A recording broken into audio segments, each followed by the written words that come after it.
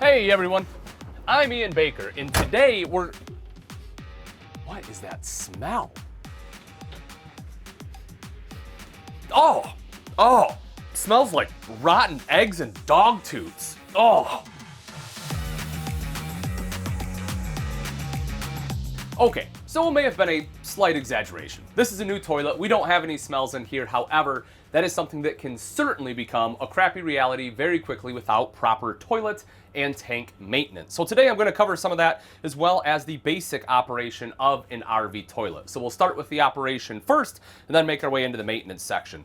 For an RV toilet, basically the way it works, you'll have something that's going to be very similar than this. There are definitely some different variations, but most of them will have a foot lever pedal. It'll either be in the front of the toilet or off to the side. You'll see this one is off to the side. If you want to raise the water level, which I definitely do recommend if you're going to have any solid waste, if you're going number 2, what you want to do is slightly depress on that foot pedal. You will see that will put water in the bowl without opening up that ball, so that, again, just gives you a little bit more area so that your bowl doesn't get as dirty. It just works a lot better. So that is what you will do. Now, to flush the toilet, you will fully depress that. And again, the toilets will have a little bit different setup. You'll see this one has the holes right up along the top. Some of them will have a rim. They'll be underneath. Just depends on the toilet itself. But all of them, if you completely open it up, boom, there you go. You will see that goes straight down into the tank. Now, why do I bring that up? One of the things a lot of people don't realize is all of your toilets at home have a P-trap, which helps hold all of your sewer gas from coming up. It prevents it, just like you have it on sinks and underneath your shower. On an RV toilet, you don't have a P-trap. So if you have issues going on in your tank, when you go to flush that, those sewer gases are going to come up and out of there, especially if you have a bad seal. You're going to lose the water in the bowl, and again, that sewer gas is going to escape. You're going to have a smelly bathroom situation. The last thing I want to hit on before we get into maintenance and we talk about operation is if you have a little spray wand, you do have to slightly depress the foot pedal in order to get any kind of pressure to that wand, but those definitely are helpful for cleaning the bowl. With a basic operation down, let's talk about toilet paper and why you use RV toilet paper. And the simple answer is, folks, because it's built to break down. You don't want to use regular toilet paper because it can gum up your sensors and start to give you false readings, which we'll hit on a little bit when we talk about tank maintenance. You also don't want to flush things like baby wipes or butt wipes. You don't want to flush any paper towel, any feminine hygiene products, diapers, napkins. You don't want to flush anything except for RV toilet paper. Another option when it comes to toilet paper is, instead of flushing it, have a wastebasket that is covered to dispose of any used toilet paper. Now, I know, you're like, Ian, that's disgusting. And I agree, it's certainly not for everybody, myself included. However, it is pretty popular among boondockers for some very good reasons. One, if you need to save black tank space by not putting any paper down there, you will certainly do so. Also, you'll help reduce the chance of your sensors throwing false readings, and you can choose any branded toilet paper you so choose. Let's get into toilet and tank maintenance, starting with the toilet. The first one is pretty simple, and that is to keep your bowl clean. Every time after you're done using it, you want to rinse the bowl out, whether that is by the flushing action itself, it may be with a hand wand, or if you just need to fill up a cup of water and rinse it around in there to clean the bowl off, that is certainly what you want to do. And then you will simply take a brush and just kind of brush it, make sure that it's clean. You don't want to use any harsh chemicals in there, any kind of toilet bowl cleaner, especially if you have a plastic bowl.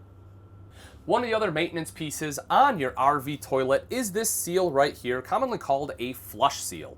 And what this does is exactly what the name implies, and it helps keep the water in the bowl.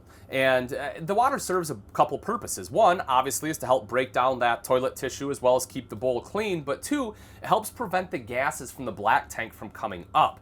So if you start to have a really smelly bathroom and you're not sure why, check your bowl. If there's not any water in here, that is probably why, and we need to check this seal. It can dry out over time, in which case we need to re-lubricate it, and if that still doesn't do it, then it's going to have to be replaced. Next up on maintenance is treating your tanks, and we're going to do that with some chemical, which will have some enzymes in it. You have a couple different options today. One of them will be something like this, which is a liquid form, which we've had for years. This is what I grew up with. But in today's world where you have Tide pods, dishwasher pods, everything else, well, you also have black tank pods, right? You can take these, toss them down the toilet, and it does work. Why do you need it? For two basic reasons. One, those enzymes will help to break down solids, including toilet paper.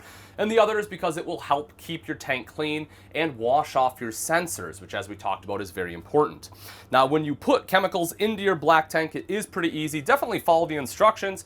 But for most of them, what you're going to do is just hold down your foot flush lever for about 10 seconds to put water into the black tank, and then put your chemical in, whether it is liquid or the pack. You're just going to throw it down in there.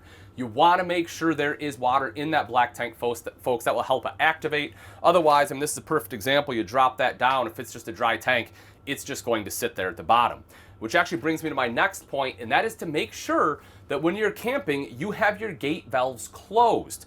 This is a big mistake a lot of people make when it comes to maintenance on their tanks, is they get to a site that has full hookup, they hook up their sewer, they open up their tanks, and they think they're good. Well, what happens is, one, you just drained out all your chemical, so now your black tank has nothing in it. Two, when you go to use the bathroom, you're going to flush and all the liquid's going to leave, but all the solids will remain in the tank. And that is a big, big mistake when we're talking about RV toilets. So again, make sure you're putting chemical in it, and make sure you leave your valves closed so they're at least half full when you can dump them.